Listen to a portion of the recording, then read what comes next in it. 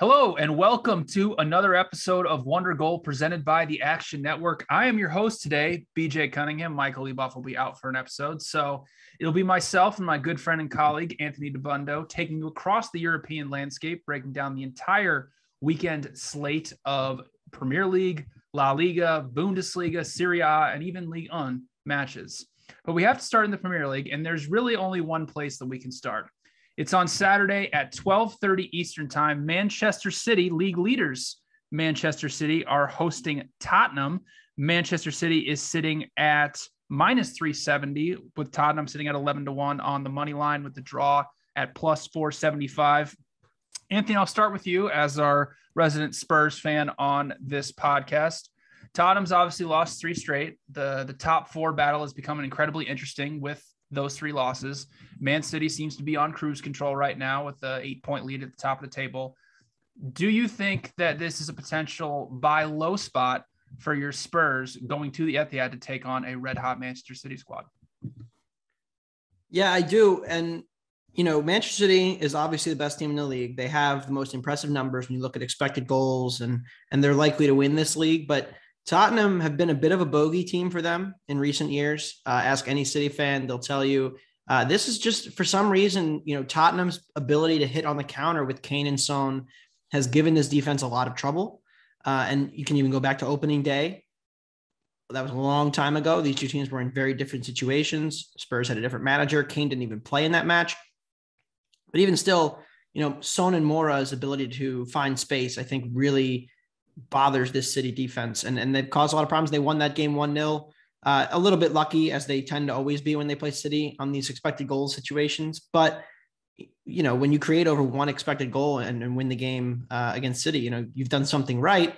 And yes, they've lost three straight games, but I think Conte's going to make some adjustments here, and they've gone to the two-man midfield for the majority of those three games, and they've kind of been overrun at times. Harry Winks and Højbjerg isn't quite enough in the midfield to sustain it. And Conte switched to a three-man midfield about the 30th minute after a disastrous opening 30 against Wolves. And they played a lot better. If you look at the overall box entry numbers in that Wolves game, it was something like 31-14. So Spurs still created and controlled a lot of that match. It was just a very weird start. Included some bad misses from Kane and Kulusevski.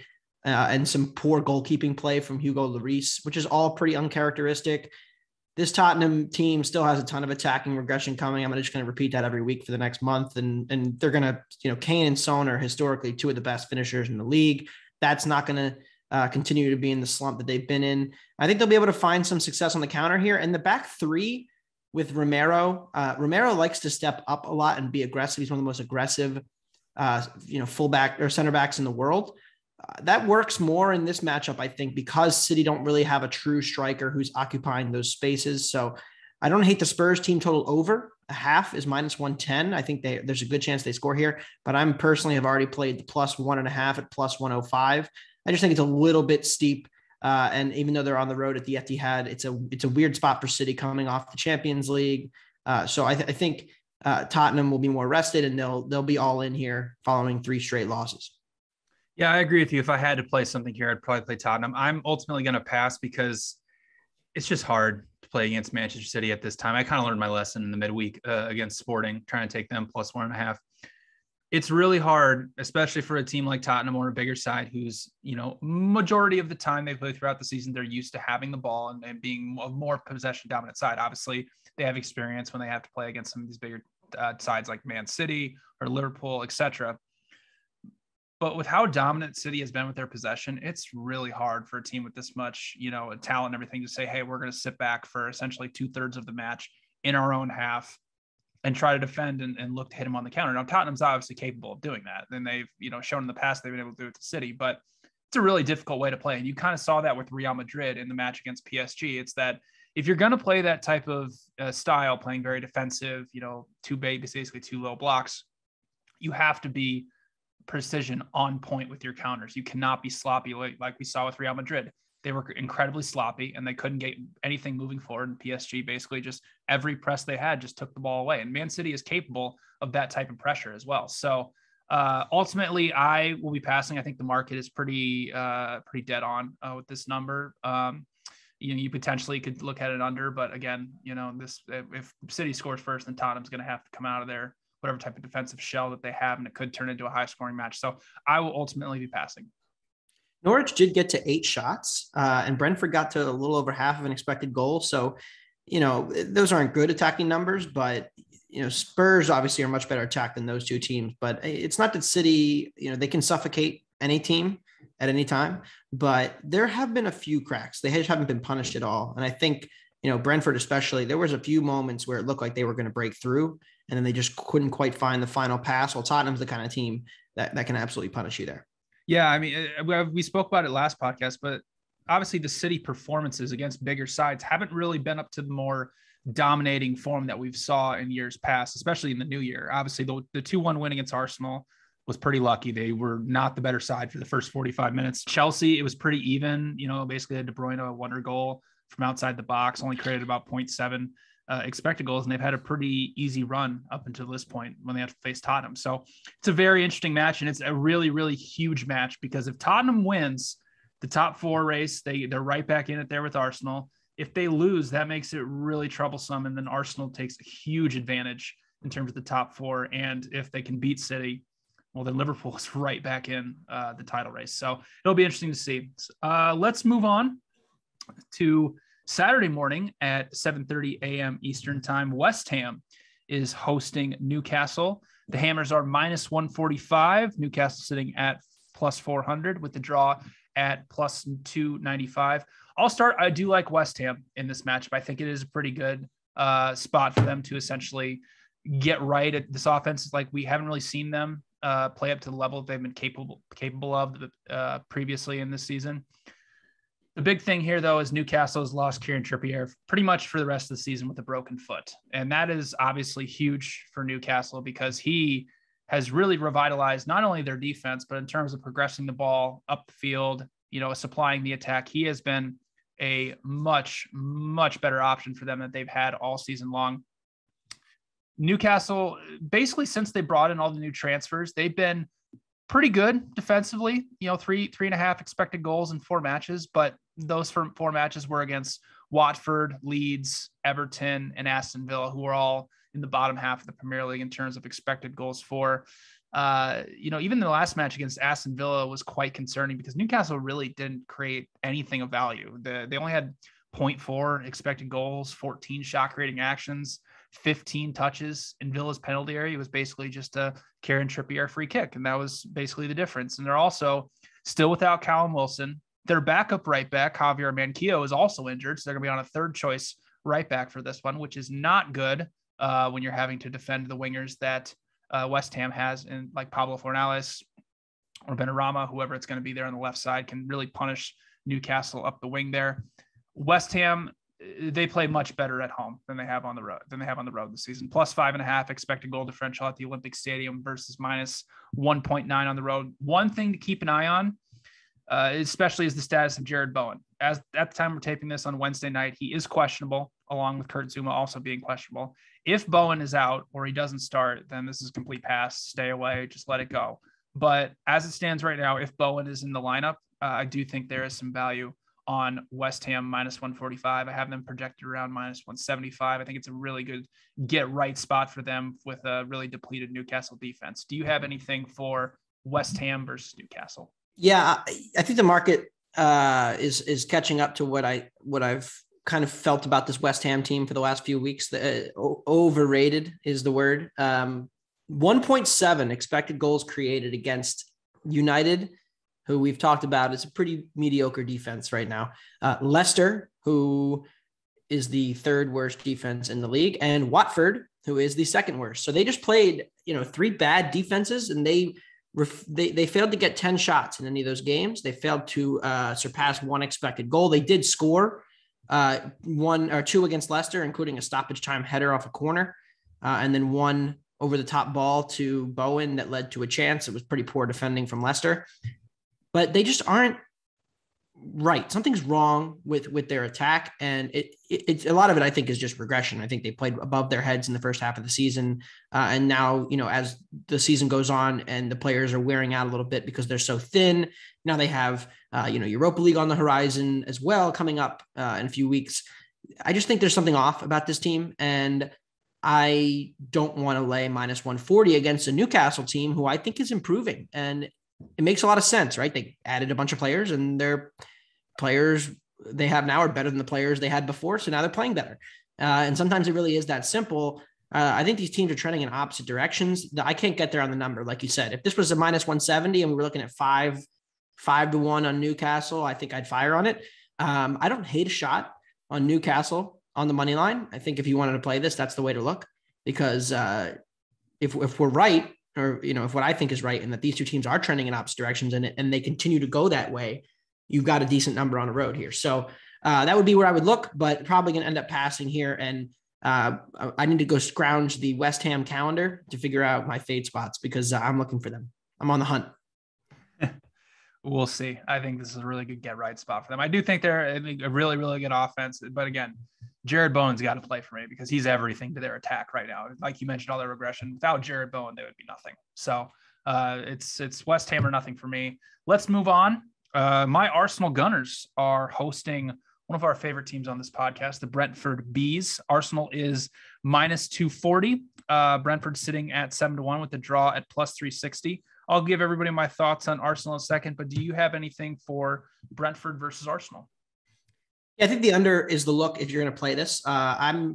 Brentford would be a big bet for me if they were at home, but again, it's the away home splits for this team. Arsenal also a big difference between them when they're at home versus when they've been on the road this season.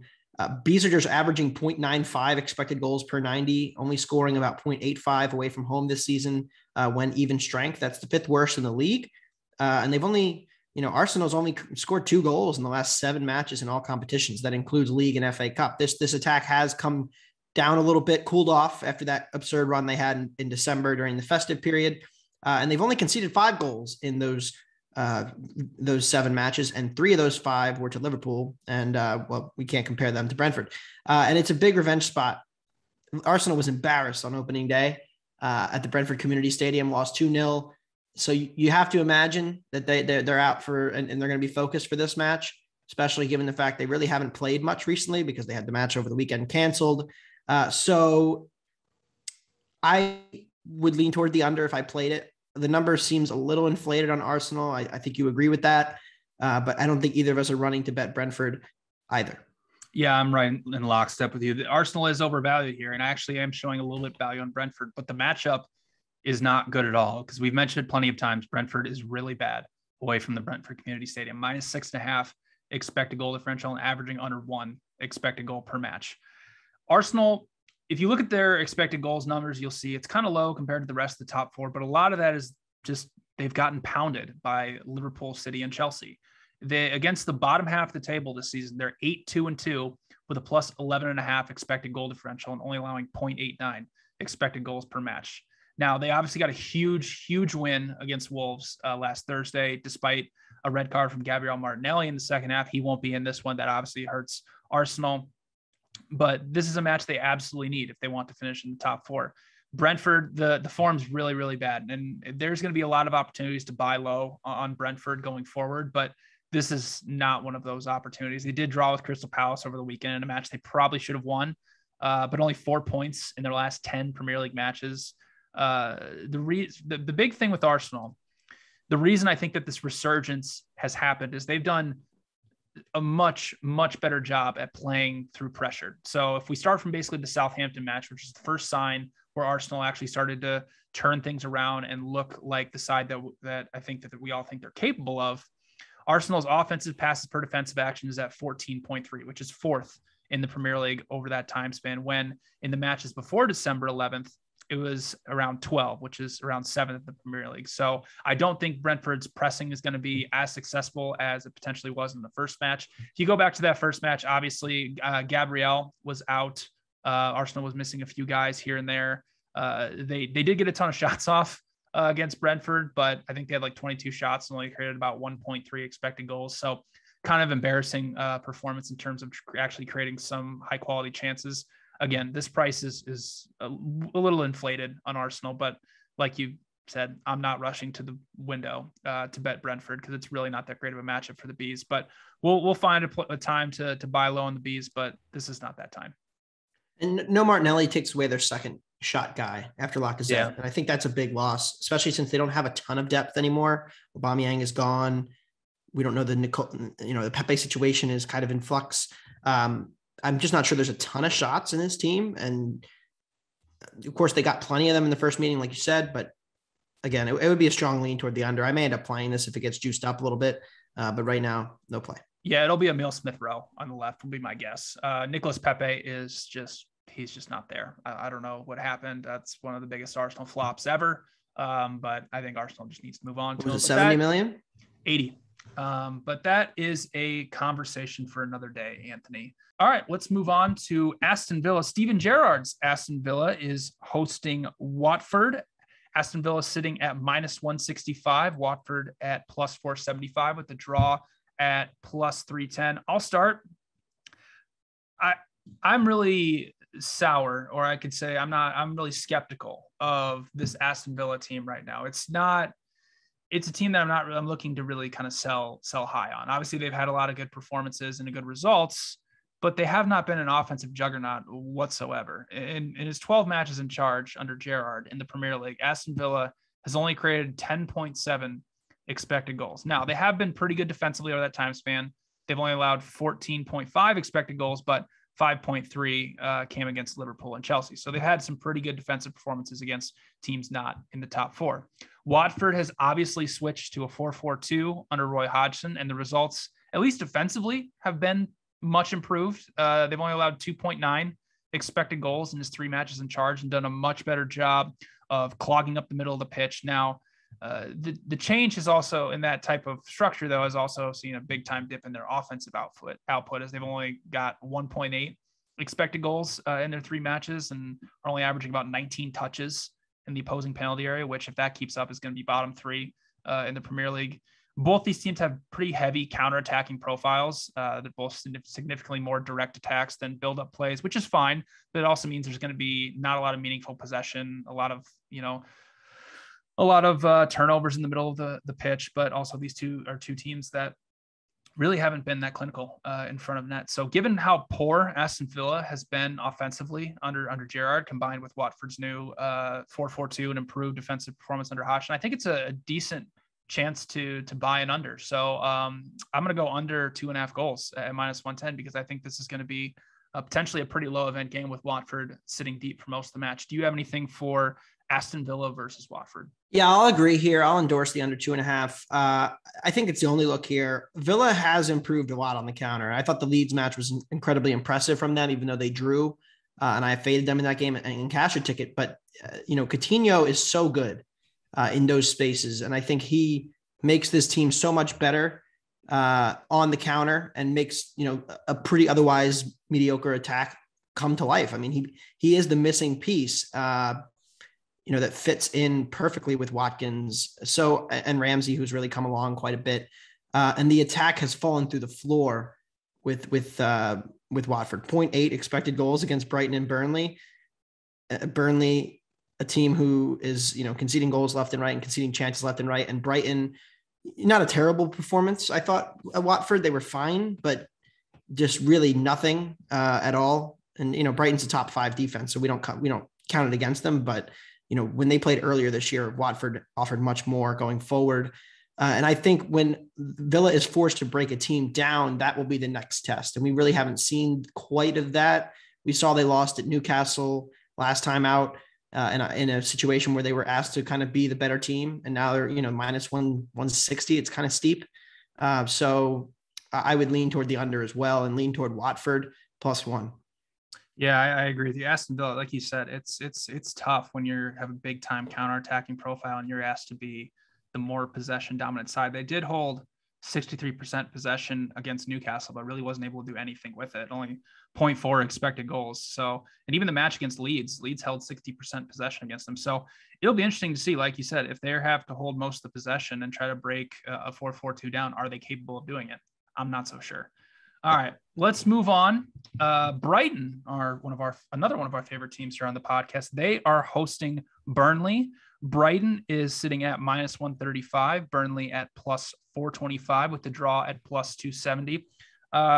I'm leaning Brighton, but I'll let you give the people your thoughts before I tell everybody why we need to avoid a potential meltdown from Brighton.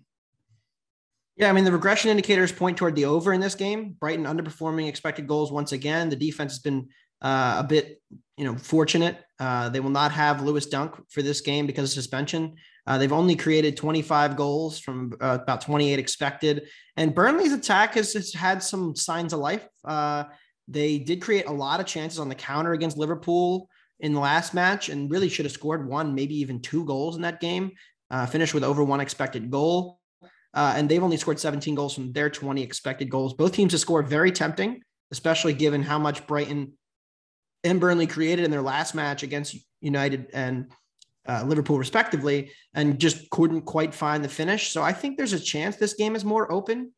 Brighton are in a situation where they're safely in the mid-table and they're kind of just able to play their kind of football and really express themselves. And I think Brighton is a team who could become a sneaky over team in the toward the end of the season if they continue sitting kind of in the mid-table, because the defense naturally tends to drop off at the end of the season when teams are playing for anything.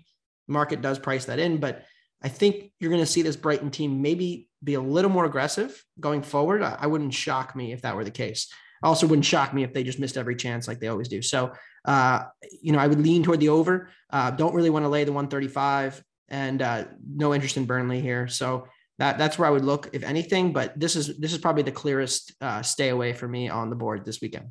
Yeah, it's going to take a lot for me to stay away from Brighton. I just need a better number. This is too steep to lay with Brighton, even though I do have a little bit of projected value on them. You mentioned it last, podcast that over the last two seasons, Brighton is the least profitable team as a favorite in the Premier League, which is just not good. It means they're very good as an underdog, but not very good as a favorite in terms of actually getting margin against these smaller sides. I will say that Brighton, I do think they have a lot of advantages in terms of they'll be able to control the possession. They'll be able to build up from the back without a lot of resistance. They'll be able to get a lot of shots, a lot of box entries because Burnley's dead last defensively in both those. We've all spoke about it before, but Burnley's having a lot of trouble away from home, minus 10.8 expected goal differential away from Turf Moor in only 11 matches. Brighton has allowed the fifth fewest expected goals off of set pieces as well. So that's another advantage they'll have over Burnley. Again, I really need a better price on Brighton here. If it drops down to minus 125, minus 120, I probably end up firing on Brighton, but at this current number of minus 135, it's a stay away from me. All right, let's move on to a London derby. Crystal Palace is hosting Chelsea Saturday at 10 a.m. Eastern. Crystal Palace is sitting at plus 450. Chelsea is a minus 155 road favorite with the draw at plus 290. This is a really interesting match. A really, really good spot for Crystal Palace. I'll give everybody my thoughts here in a second, but I'll let you kick it off for this one. I mean, it's a situational nightmare for Chelsea, right? Like they just won the Club World Cup over Palmeiras in the final. That went to extra time. Very emotional, big time victory. They played pretty poorly. Yeah. I mean, they went up and deserved the lead, but then Palmeiras gets a penalty to get back into it. But overall, a very mediocre Chelsea showing. And, you could excuse that, but now they're in a sandwich here, right? They have this road trip to Palace ahead of the Champions League game against Lille on Tuesday. And Palace, one of the best home teams in the league, a plus 0.85 expected goal difference per 90 at home. That's in 1,000 minutes of 11 on 11. So it's not that small of a sample we're dealing with here. Fourth best in the league, but they've been pretty unlucky. Only plus 0.17. So, about 0.6 of a goal per 90 different in terms of actual goal difference. So they've been pretty unlucky. The first time these two teams met, again, back on opening day, not a ton you can read into it, but they did hold Chelsea to about 0.9 expected goals. It was a classic Tuchel win, 3-0 in the end, but really Chelsea struggled to create big scoring chances. And there is still more room for regression for Chelsea. And, I think I know I've already bet against them in the Champions League. I'll be looking against them here. It could be a sneaky under. Chelsea attack and defense has both kind of gone toward unders recently, but neither one expected goal for or against in each of their last three Premier League matches. And then look, Palace has played well as a dog. They outperformed City and Liverpool in their games this season earlier. They beat City and they lost Liverpool, but won the expected goals battle. It was a 3-1 defeat, but really it could have been like a 2-2 kind of game. And then there was a late penalty that made it 3-1, but really Palace was threatening to make it 2-2 very late. So they created a lot of chances in that game. And that was recently as well. So I think Palace is live here. I don't hate them on the money line. I took some +1. It is juicy. I know it's up to -140, 145 now. I wouldn't play it past -150. I don't usually lay that kind of juice, but I think this is a really good spot for what should be a pretty competitive, difficult spot. One of the worst spots of the year, I think, for Chelsea. Yeah, it's the worst spot of the year, like you said. Crystal Palace, the performances at home have just been so incredible, and honestly, really good against the top sides as well. They've basically faced off against Tottenham, Wolves, West Ham, and Liverpool at home. They've won the expected goals battle in all 4 of those matches and have a +4.8 expected goal differential against those 4 teams. Now, one of those, Tottenham, did have a red card, but still, it's still incredibly impressive to actually win the expected goals battle against those 4 teams at home, and pretty convincingly as well. The biggest thing that when I was doing the research here, Crystal Palace tends to really struggle with teams that can get the ball out wide and swing crosses into them. They're not very good in terms of defending crosses. They're actually dead last in the Premier League in that category. Well, Chelsea offensively is 16th in crosses completed in the penalty area. So they won't be able to exploit Crystal Palace like they maybe should. The spot for Chelsea, even those 2 pretty uninspiring performances in the FIFA Club World Cup, before that, even in the Premier League, they had 3 incredibly uninspiring offensive performances in the Premier League. They created under 1 expected goal against City, Brighton, and Tottenham. I know they beat Tottenham 2-0, and it was somewhat convincing, but didn't really do a whole lot offensively. Also, it looks like Mason Mount might miss this match, which would be actually a pretty big blow to Chelsea. I know they have a lot of depth, but he does lead the team in expected goals plus expected assists per 90 minutes. So he actually would be a pretty significant blow to them, especially in a sandwich spot with Lille on deck in the Champions League. I can't even get close to Chelsea -155. I only have them around +110. So I'm right there with you. I love Crystal Palace +1. I would definitely pay that juice up to -150. And a little sprinkle on the money line is going to be a good play, I think, as well. All right, let's move on to the last 10 a.m. match of Saturday. Liverpool is hosting Norwich City. Liverpool sitting at -900. Norwich at 25-1 to win one soccer match, and with the draw at +850.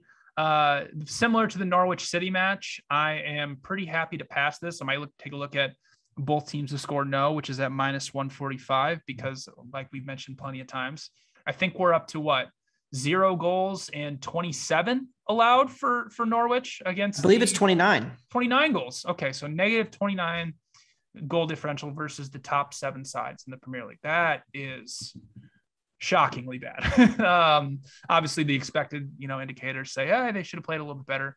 Whatever. I'm happy to just pass. Liverpool obviously coming off a win against Inter Milan in the Champions League. And I believe they have a makeup match next week as well. So kind of a little bit of a sandwich spot for them. I'll be passing. Do you have anything for Liverpool versus Norwich? I do. Don't do it. I know what you're going to do, but don't do it. Yeah. I mean, you see our show notes. So you know where this is going. Norwich team total over a half +130, 135. I think it happens like half the time, but I mean, let's be honest. Liverpool's defense was pretty fortunate today against Inter Milan to not concede a goal. The crossbar denied Inter bettors there. And there was a lot of very close chances that almost came off that don't quite go up in the expected goals charts. But overall, I think we're relatively dangerous chances. That's why we have expected threat, which I'm hoping we can get more into down the road as it becomes more publicly available. But Inter was threatening, and we go back to the Burnley match. Burnley created over 1 expected goal, got in behind multiple times. Look, Norwich is horrible. I don't want to bet this at all, but I have to at the number. And so I think it's a bet that, it wins half the time. And so at +130, I'm going to bet it and I'm going to lose. But if you want to join me on some pain, come join me, Norwich. We're going to scratch and claw a goal out here. Liverpool, 19 goals allowed from about 25 expected allowed. And Norwich did produce 1.4 XG in the first meeting, a lot of that came after the game was decided. I don't care if they scored in the first minute or the 93rd when they're down 8-0. Liverpool will concede here, I think, about half the time. So plus 130, we're riding. Please pray for me. I will pray for you and your family. I apologize. We have one last 10 a.m. Eastern match on Saturday. It is, and how could we forget it? Because it's Southampton hosting Michael's Everton Toffees. Southampton is a plus 105 favorite. Everton sitting at plus 255 with the draw at plus 260. Anthony, how are we feeling about Michael's Toffees going on the road to the St. Mary's Stadium to take on the Saints? Dominic Calvert-Lewin is back, and his movement makes a big difference for this team. It's noticeable.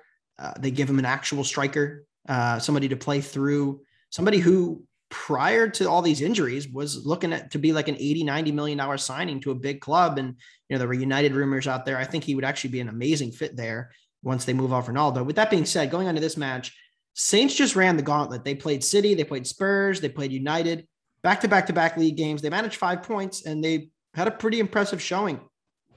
But now you expect them to be a little flat here at home against an Everton team who's been really struggling in the gutter, and they're near the relegation battle. The win against Leeds was a step in the right direction for Lampard.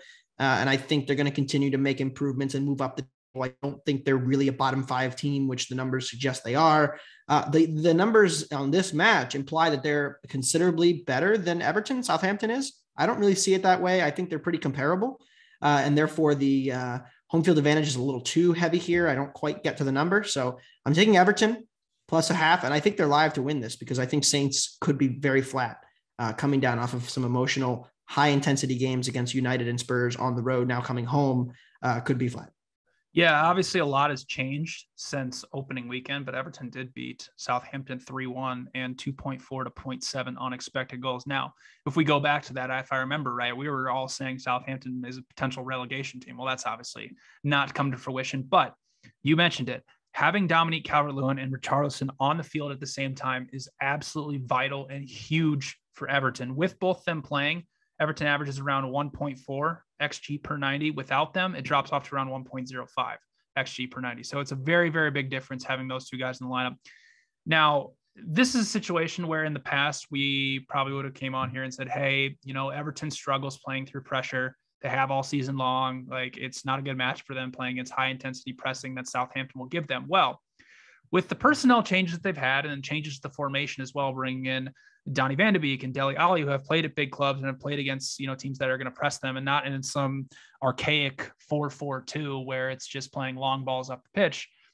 Everton, I think, has a better chance at playing through pressure and sustaining, triangle passing and getting the ball moving forward.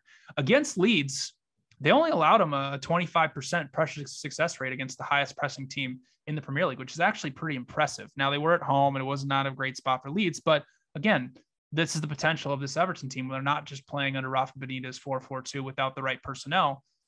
They actually can be a pretty solid side that is pretty threatening going forward in attack. Like you mentioned, Southampton been through the fairly difficult part of their schedule. The performances at home have been good, but really not that dominant, only a plus 1.2 expected goal differential. And they actually have a whopping 7 draws in 11 home matches, which leads the Premier League. And so additionally, Southampton, really bad playing through teams that will press them back. 16th in offensive passes per defensive action. Well, Everton actually has the 3rd best pressure success rate in the Premier League. So I'm with you. I love Everton here in this spot on the road, plus half a goal at minus 120 to not only get a result, again, with you, sprinkle on the money line a little bit. All right, let's move on to Sunday. We have first up, the aforementioned Leeds United hosting Manchester United. Leeds is sitting at plus 310. Manchester United is a minus 110 road favorite, with the draw sitting at plus 270.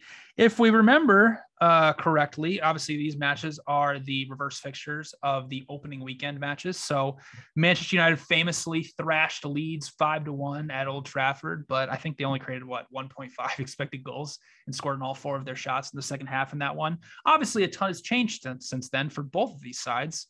United obviously has new manager, new personnel. Leeds is not healthy, still missing a lot of their best players. I love the over here. I'll let you start here, but I think I think you agree with me that this match has the potential for a ton of goals from both teams. Yeah, I have both teams to score plus over 2.5 parlayed -120. This is just a big matchup edge for United, and they've always had this matchup edge against Leeds, and we kind of saw it in the Southampton match. United is so good at playing balls over the top to guys like Rashford, to Sancho. Sancho plays the balls over the top now. Bruno, Pogba. They have so many guys who are good in space that when you give them space and you give them space to play the balls into over the top, they will thrash you. And that's exactly what happened really in the first meeting. And that's what happened when United put 6 on them last year. And the question is, does Bielsa adjust? Now, in the second meeting last year, he did. And he played more passive, more conservative, didn't quite go balls to the wall. And they got a 0-0 draw out of it. They were a little fortunate, but United was pretty flat. United here, I think, is starting to turn this corner. And we've talked about this for 3 weeks now. And the last 4 matches are a pretty good indication that they are getting better. 2.4 expected goals against Southampton, 2 against Brighton. A lot of that came after the red card, but there were other chances to score. I really thought that game should have gone over and should have been really 2-1 at least. Leeds can still exploit some matchup edges in transition. And if United runs out of gas late, against Leeds, with Leeds running all over the pitch, it could get ugly for United as well. So I'm not, the tails on this game, the variance on this game feels very big. And I think in the second half, we could get a lot of goals. I do think both teams will score. And then I think second half goes either way. So I don't really love the side here on United. Although you feels like we're at the bottom of the market, -110 against Leeds, but they were -120 against Leeds on the road last year. So both teams are a little worse this year, kind of evens out. But yeah, I like over 2.5 with both teams to score. I do think this will be a little back and forth action. 2-1 United probably in the end, but think we're going to get some goals here. Yeah, I agree. I love over 3 goals at +105. Essentially the same exact thing. Leeds is now dead last in the Premier League in non-penalty expected goals allowed, allowing 1.7 per match. And if we remember back to early in the season, we were saying, oh, this Leeds defense, that's due for some positive regression. They're not allowing a ton of shots, not a lot of box entries. They just keep allowing way too many big scoring chances. Well, now they're allowing too many shots. It's around 15.4 per 90 minutes. And they're also allowing a ton of big scoring chances, 15 in their last 7 matches. So for an improving Manchester United squad that has created 10.3 expected goals in their last 5 matches, actually starting to look like the offense that matches up with the talent that they have, I don't think they'll have any trouble essentially just running right through Leeds' defense, who's still without Liam Cooper and most likely going to be without Stuart Dallas, who is their most versatile defender. So with a shorthanded defense, I think it's going to be troublesome for Leeds. United is in a very, very interesting spot right now. I agree with you that they have somewhat turned a corner, but they've played a really easy schedule since Rangnick took over. And, we could say that this team is going to turn that corner when they have to play better sides, but I'm very interested to see what happens. Now, in this match, they're obviously not playing a better side than them, but you can say the defense is somewhat still of an issue. In Rangnick's 12 Premier League matches in charge, United has only faced 1 offense in the top 8 in terms of expected goals for, but they're still 12th in the Premier League and expected goals allowed. So they haven't really moved anywhere since Solskjaer left. And this is a look ahead spot for them. They have a huge match against Atletico Madrid in the Champions League on Wednesday, and they need 3 points to stay in the top 4 race. So I expect a full strength Manchester United squad. And I think they should be able to rip apart Leeds, but I do think Leeds will be able to hit them on the counter a few times. I have 3.4 goals projected for this one. So I love over 3 goals at +105. All right, let's wrap up the weekend. Wolves is hosting Leicester at Molineux. Wolves is a +130 favorite, with Leicester sitting at +230, with the draw also sitting at +230. I'll start. I actually do like Wolves in this spot, and it actually it's somewhat troublesome, and I think it makes me a little bit wary. I don't know. I've said it plenty of times, but I think Wolves is the most unpredictable team in the Premier League right now. They obviously just beat Tottenham 2-0 on the road this past weekend, have a great opportunity here to get back-to-back wins. I can't figure out their offense. They have the talent to be a top 8 offense in the Premier League, but overall for the season, they're only averaging around 1 non-penalty expected goal per match. Now, over the last 4 matches, they have created 4.7 expected goals, so the signs of improvement are there. We've talked about time and time again. Leicester defensively has been really bad, but they did have a pretty good performance against West Ham this past weekend. They only held them to 0.7 expected goals, but they have a ton of set piece issues, and that came to fruition on the goal. Still couldn't cash under 3. Still couldn't cash under 3. Yeah. Or even push. Yeah. So sad. I had over 3. I know. that makes it over. Luck box. We all get lucky every once in a while, Anthony. That makes it now 13 set piece goals allowed for Leicester. Wolves is actually a pretty efficient team off of set pieces. Leicester, the performances away from the King Power Stadium have been pretty bad. Minus 4.5 expected goal differential, only 10 matches, allowing close to 2 expected goals per match away from home. It's a good spot for Wolves, but it makes me very, very nervous because I don't know what to make of this team. We've seen it time and time again. Even when they're at home and they're favored, it's very, very difficult for them to get margin and actually create a lot of high quality chances. So I will probably be playing Wolves plus 130. I would love to get them draw no bet. It's obviously way too pricey right now for me to play that. But I will probably end up playing Wolves at plus 130 because I do have them projected at plus 106. Do you have anything for the final Premier League match of the weekend? Wolves overs. No. That's all I have. Wolves overs. No. They should have gone over against Spurs. Over 3 expected goals in the match. Couldn't cash in over 2.25. Pain. Once again, luck box defense continues to never concede goals despite conceding chances left and right. It's incredible. It's unlike anything I've ever seen. But I don't have a ton here, to be honest. I two teams who I think should be trending in opposite directions in terms of overs and unders, and the number seems about right. I don't want to bet Wolves as a favorite. So there's just a lot of reasons for me to stay away here. And I've got to, this is one of my favorite cards of the year this weekend. Feel like I've had at least a read on every game. This one, similar to the Burnley and Brighton game, don't really have a strong read here, so happy to pass. But remember, Wolves overs. Well, let's then move on to a league where we're going to see a ton of goals. The Bundesliga, Germany. What is your best bet across Germany this weekend? I think maybe our best read all year was this Greuther Fürth positive regression. Oh, yeah. They have played since December. They have played like an average Bundesliga team. They are 10th in expected goal difference and actual goal difference in this league since December. And now they are going on the road to big bad Bayern, who just conceded 4 goals to Bochum and a goal to Salzburg and 2 pretty poor performances again. I think it's a terrible spot for Greuther in terms of a pissed off Bayern team potentially hanging a crooked number on them. But Greuther Fürth will score. They're minus 105, minus 110 to do so. This Bayern defense has been leaking goals. Ulreich, the goalkeeper, significant downgrade from Neuer. This Bayern defense, not nearly as good with Tolisso in the midfield as it's been with Goretzka next to Kimmich. They're just not quite right. And they've been playing a back 3 and just shoving a ton of attackers on the pitch, playing Coman, Gnabry, Muller, Sané, and Lewandowski. They're not getting a lot of defensive work out of those guys. So I think there's room for Greuther to score here. They did score in the last meeting. And I think I'm going to be taking the team total over a half, minus 105.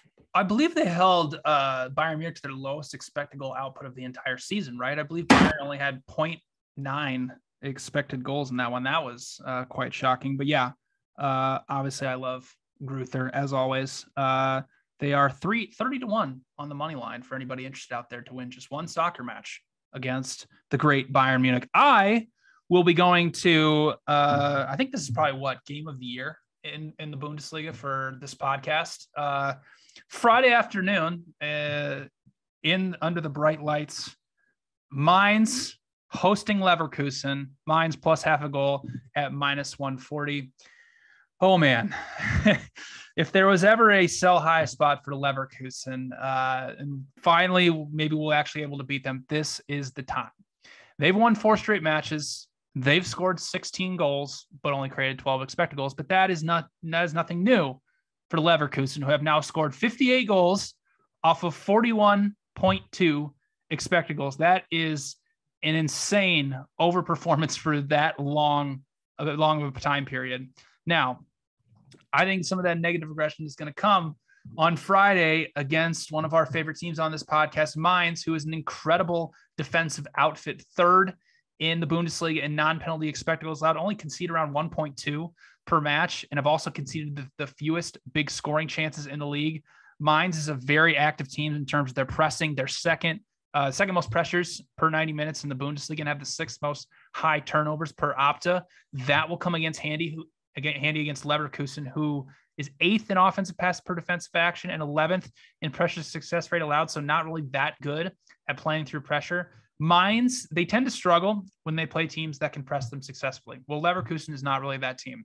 They're 13th in passes per defensive action and have the 2nd fewest high turnovers in the Bundesliga. Finally, Mainz, one of the biggest splits in the Bundesliga in terms of their performances at home versus on the road, plus 6.7 expected goal differential at home versus a minus 3.5 expected goal differential on the road. It's a Wondergoal grouper on Friday afternoon. Mainz plus half a goal and minus 135. I actually have them projected as a small favorite against one of the teams we hate the most on this podcast.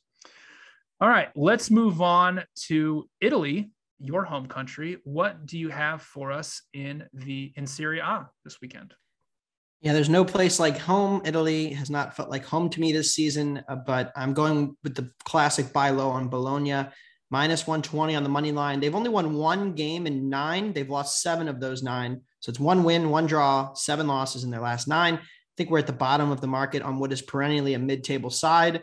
And Spezia has won 3, drawn 1, and lost 5 in their last 5, trending up, but they've only won the expected goals in 2 of those 5 games. And one of them was a home game against Salernitana, where they got 2 penalties. So you have to really consider that this Spezia team was due for some positive regression. It came, and they have played pretty well, but now it's time to sell again, because I really just don't think there's a lot of talent in this side. Whereas Bologna, when you look at the attacking pieces, you'd expect them to have more production they've gotten out of this group this year. And I'm buying low on them. And I think at home here, minus 120 is a pretty good price, projected closer to minus 135.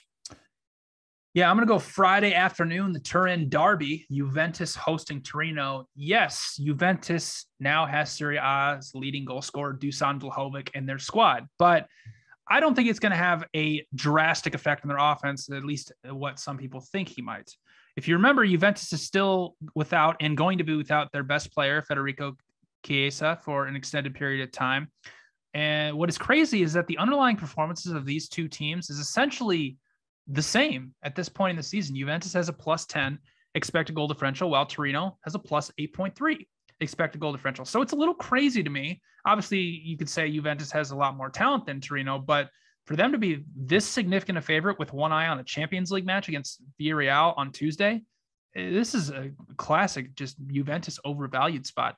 Torino, I've mentioned it, I think, 25 times on this podcast, but they're one of the best defensive outfits in Italy. Only 0.93 expected goals allowed per match, which is the 2nd best mark behind only Napoli. The reason for that is they hardly allow any big scoring chances, only 15 on the season. And they're the number 1 pressing team in Serie A by passes per defensive action. Juventus is decent at playing through the press, but not really one of the elite teams. They're 7th in offensive passes per defensive action. So I do think Torino will be able to maybe commit Juventus into a couple turnovers, maybe a couple high turnovers that lead to shots. Torino has performed really well against the top sides in Italy. In 7 matches versus the top 7 teams in the table, Torino actually has a plus 0.3 expected goal differential. And even when they faced Juventus earlier this season, they lost on an 86th minute goal, but the match was essentially even. They were dead even on expected goals, dead even on shot creating actions, and dead even on touches in the penalty area, along with progressive passes. So I only have Juventus projected around even money. So I love Torino once again, plus 1 at minus 125 on the road to potentially get a result in the Turin derby. All right, let's move to Spain for the weekend fixtures of La Liga. What is your best bet in Spain this weekend? Yeah, Bilbao, Real Sociedad, both teams to score yes, plus 105. Also like over 2, minus 120. Both clubs due for some regression, both pointing toward goals. Sociedad's been very inefficient in front of goal. They've only produced 24 goals this season from more than 30 expected. The club's average shot distance is right in the middle of La Liga. So you'd expect their chance conversion rate to also be right around the middle of La Liga. They take average shots, they get average looks, they convert at an average rate, but they don't. They're the 2nd worst in the league. Only Alaves has a worse rate than them of chance conversion. So I'm expecting that to come back up a little bit. And Bilbao, 55 goals expected in their games. There's only actually been 45, and they've started to come back a little bit. 3-2 thriller last match and they played a few overs recently as well. So Bilbao overs and Sociedad also on the list. So happy to play the over here. The market just needs to catch up. I mean, this Bilbao team is too good going forward to continue to be lined at 2 against an average attack in Sociedad. So I'm happy to play the over and the both teams to score. You could split it. That's usually what I do. But how you decide to play it, either way, we're looking towards goals. Yeah, who doesn't want to watch 2 of our favorite teams on this podcast in La Liga? I'm going to go Villarreal, -105 on the road at Granada. I know it's a look-ahead spot for Villarreal with the Champions League match against Juventus on Tuesday, but this number to me is too good to pass up for one of the more impressive teams in Spain over the past 2 months. Villarreal has a plus 1.29 XG differential per 90 minutes, which is by far the best mark in Spain over the past 2 months. Their offensive numbers are unbelievably good, 2.24 XG per match in their last 10 matches. So I don't think they should have any trouble creating chances against a very, very poor Granada defense that is allowing the second most non-penalty expected goals per match, the most shots per 90, and the second most big scoring chances with 38 conceded on the season. Granada offensive end of the pitch has been really trending in the wrong direction as of late. They've only, their form, they've only picked up 2 points in their last 6 matches, only 6.4 expected goals in those 6 matches. And things get really bad for Granada defensively when they have to face the top teams in Spain. In 10 matches versus the top 7 teams, they have given up a whopping 18.1 expected goals. So Villarreal, very, very much still alive in the top 4 race in La Liga and really, really needs 3 points here to stay in that race with Atletico, Real Sociedad, and Barcelona. This price is too good to pass up for me. I have Villarreal projected around -150. So I love them at -105 to grab all 3 points. All right, let's move on to France and Ligue 1. Do you have any looks in France for us this weekend? Not any concrete ones, but I don't hate the look towards Clermont Foot. They have underperformed their numbers quite a bit as a newly promoted side to Ligue 1. Marseille comes into this, they're my boys. But, Wait, what? DJ likes to say this. What? You're going to bet against Marseille? That's why it's just a lean because I can't quite get there, but the number is a little high for Marseille here, and the attack has regressed since legitimate improvement from early in the season, but my boys have come down a little bit from that. They're a team who's always going to finish above XG because they have a couple of guys who get a lot of shots who are very good at shooting, generally speaking, kind of like Tottenham usually is. But Marseille definitely has a little bit of regression coming. My guy Dieng up top has not quite produced at the level that I thought he would after he had an excellent start to the season. So it would be a look towards Clermont Foot +1. Also don't hate the under there, but nothing as a whole jumps out on the board. Although my Saint Etienne boys, they're fighting. Okay, we're staying up. So I'm going to be looking for some spots for them as well. Well, maybe you have to look at a Saint Etienne to stay up. I know Caesars always posts those odds, so that'd be an interesting one to figure out. I'm going to go for a little bit of a better match. I'm going to go Lens against Lyon. I think this is a fantastic sell high spot for Lyon, who has been running pretty hot in Ligue 1 coming out of the international break. They've won 3 of their last 4 matches, but this is still one of the worst defensive teams in France. They've allowed 34.5 expected goals in 24 matches, which is 3rd to last in the league. And they are maybe throughout all of Europe's top 5 leagues, maybe the biggest discrepancy between their performances at home versus on the road. +14 expected goal differential at home versus a -7 expected goal differential on the road in only 11 matches. In fact, they're allowing over 2 expected goals per match on the road domestically, which is quite concerning for a club of their size.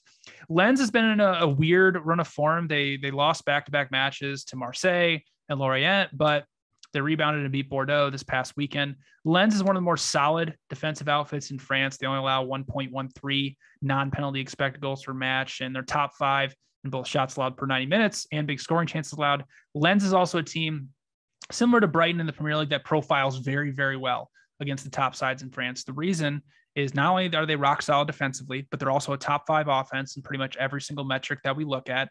And they also play through pressure incredibly well. They're 4th in offensive pass per defensive action, which is huge against a Lyon team that's the second best pressing team in France. Lens against teams above them in the table has a +2.2 expected goal differential and has only lost the expected goals battle twice in 9 matches against those top 7 teams in France. So I actually have Lens projected as a small favorite. They actually have a better expected goal differential than Leon. So I love their draw no bet line, plus 110. All right, let's move on. It's one of our favorite segments of the podcast that hasn't really been going that well, but we're going to turn it around here. Our favorite underdogs of the week. And this is the portion where Michael is going to tell you to be careful. These teams are underdogs for a reason. They're not expected to win, but as we always say on this podcast, we think that they have a better chance to win than the market is providing. So, Anthony, what is your favorite underdog of the weekend? Sticking in the Premier League, Everton plus 250 on the road at Southampton. I think this is a classic sell high spot on the Saints after they had 3 big time games against top 6 clubs in a row. Got a positive result in all 3 of them, won one of them. And now they're going to host a team in a flat spot, Everton, who is getting healthier, getting Dominic Calvert-Lewin back. I think that improves their attack massively. His movement, his runs, the ability for them to cross the ball into him is a big part of this team. And I think there's some signs that they handled the Leeds pressure well and that Lampard is doing some adjusting. And if that's the case, I like this matchup for them to break through a couple of times and get a couple big chances against Southampton, because as well as the Saints have played, they will concede big scoring chances. That's just how they play defensively. 1 or 2 times a game, they're going to get ripped open. And if Everton takes those chances, they're a live underdog here. All right, I'm going to go to La Liga. Mallorca plus 500 on the road at Real Betis. This is Sunday at 12:30 Eastern time. Really, really bad spot for Real Betis here, having to travel all the way to Russia to take on Zenit in the Europa League knockout playoffs on Thursday. And we spoke about it many, many times on this podcast, but the Real Betis offense, very, very good. You know, they're third in expected goals, 4, second in shots per 90 offensively. However, this defense is still quite bad. They're allowing around 1.3 expected goals per match, which I know doesn't sound like a lot, but in Spain, where it's an incredibly low event, around 2.35 expected goals are created in total per match, it's actually quite high. The main problem is they're highly susceptible to giving up big scoring chances. In fact, they've allowed 33 on the season, which is 16th in Spain. Well, Mallorca basically just lives on big scoring chances offensively. They've created 29 already this year, which is 7th in La Liga. The problem for Mallorca all season long is they've ran into teams that can press them successfully. They've been really bad trying to play through pressure, but that shouldn't be a problem here against Real Betis, who's in the bottom half of La Liga in terms of high turnovers and pass per defensive action. And Mallorca just got a huge upset win against one of our favorite teams, Athletic Bilbao, this past weekend. So I think this is a really good spot for them, facing a Real Betis team who's going to have a lot of travel, a lot of mileage coming into this one. So I like Mallorca plus 500. All right, let's move on to our best bets for the Premier League slate. Anthony, what is your best bet in England this weekend? Leeds and Manchester United, both teams to score and over 2.5, parlayed minus 120. This is a stylistic matchup that has gone very well for Manchester United's attack in recent seasons. They put 6 on Leeds 2 years ago. They put 5 on them in the season opener. I know that came with some overperformance in terms of expected goals, but United's ability to hit balls over the top with Fernandes and Pogba into Sancho and Rashford and then get it into Ronaldo in the middle should be able to rip apart this Leeds team. If Bielsa makes some adjustments, that may not work as well, but overall, I also think Leeds has a stylistic advantage. Their ability to pressure the ball and really wear out Man United with a high energy, high intensity game, similar to how Southampton did, should make this a wide open, high tempo, free flowing game that both teams will score. And then I think United's more likely to win it given the talent gap and disparity, but overall, I think there'll definitely be multiple goals in this game. So both teams to score and over 2.5 parlayed minus 120 is my best bet this weekend.